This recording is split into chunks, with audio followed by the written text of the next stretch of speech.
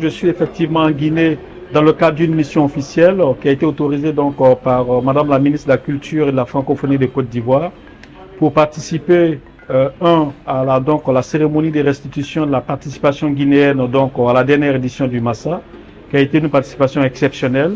Nous avons reçu donc à Abidjan plus de 80 participants guinéens, qu'il s'agisse des artistes, des opérateurs culturels guinéens, des journalistes.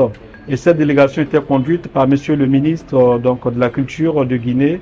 Et donc il était important que la Côte d'Ivoire vienne rendre hommage à cette participation particulièrement importante donc du pays à la dernière édition du Massa.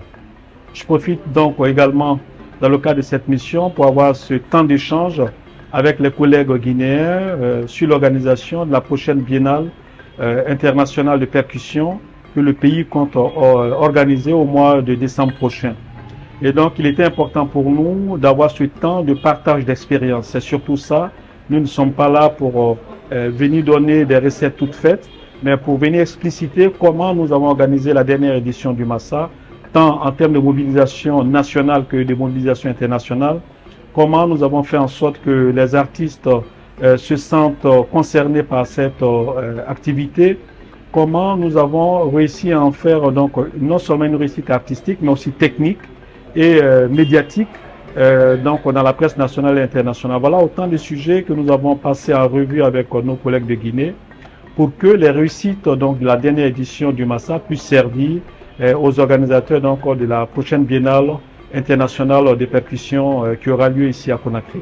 Voilà, l'objectif de la réunion, c'est d'écouter le directeur du marché des arts d'Abidjan, qu'on appelle communément Massa, qui est dans nos murs depuis 3 jours.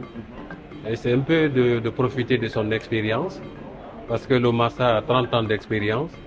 Et quand il est dans nos murs et que nous organisons un événement d'une grande envergure, c'est important de l'écouter. Donc on l'a rencontré avec Monsieur le ministre, qui a présidé à l'ouverture de cette rencontre, pour faire l'état de lieu de ce que nous avons fait jusqu'à maintenant dans le cadre de ce préparatif, et aussi de l'écouter dans les conseils qu'il peut nous donner en vue de parfaire aussi notre organisation.